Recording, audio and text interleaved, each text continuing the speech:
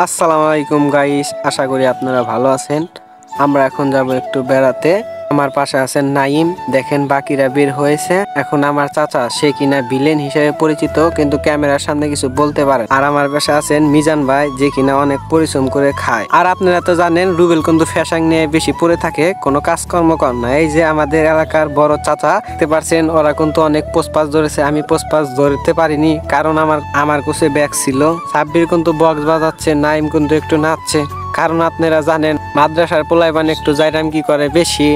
দেখেন সে টুপিটা খুলে কি ড্যান্স দিচ্ছে। আমরা যাচ্ছি আমাদের গ্রামের প্রাকৃতিক শ্যামল সবুজ ঘাসের মাঠের মাঝ দিয়ে যে রাস্তাটা তৈরি হচ্ছে, সেই রাস্তা দিয়ে আমরা যাচ্ছি। অনেক সুন্দর লাগছে এবং ভালো লাগছে। নাইম একটু নাচতে চাচ্ছে, আমি আর সাব্বির নাচতে দিতেছি না, কারণ সেঞ্চি যখন তখন উল্টে যেতে পারে, তার জন্য তাকে নাচতে দিচ্ছি না।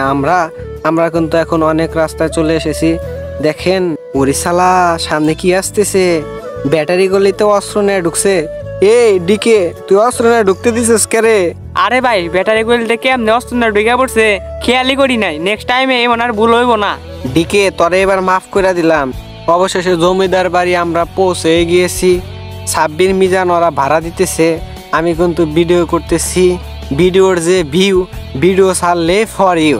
দেখেন আমরা এখন এগিয়ে যাচ্ছি। এখন টিকিট নিব ভেতরে যাওয়ার জন্য। একজনের টিকিট 100 টাকা করে। নাইম কিন্তু মানুষ দেখছে আর হাঁটছে, কারণ এত মানুষ এক লগে আগে দেখেনি। এটাই নাইমের ফার্স্ট দেখা।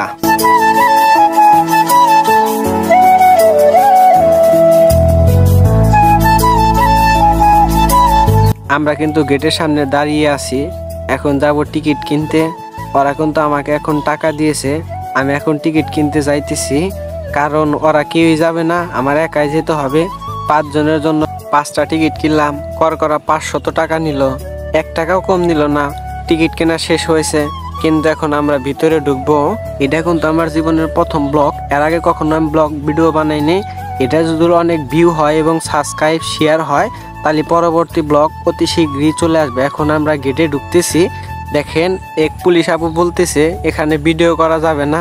আমি তাকে বললাম যে সবখানে ভিডিও করব, কারণ আমরা এসেছি ভিডিও করার জন্য এবং শ্যুট নেওয়ার জন্য। দেখেন অবশেষে আমরা ভিতরে ঢুকে পড়লাম। ভিতরের যে ভিডিও ছাড়লে ফর ইউ।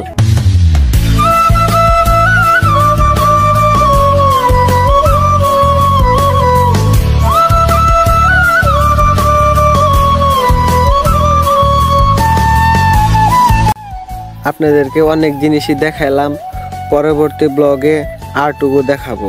কারণ বেশি বড় ভিডিও বানালে ভিউ হয় না, এটা যদি বেশি ভিউ এবং সাবস্ক্রাইব শেয়ার হয়, অনেক বড় ব্লগ বানাবো এরপরে। আল্লাহ হাফেজ, ভালো থাকবেন এবং আমাদের জন্য দোয়া করবেন।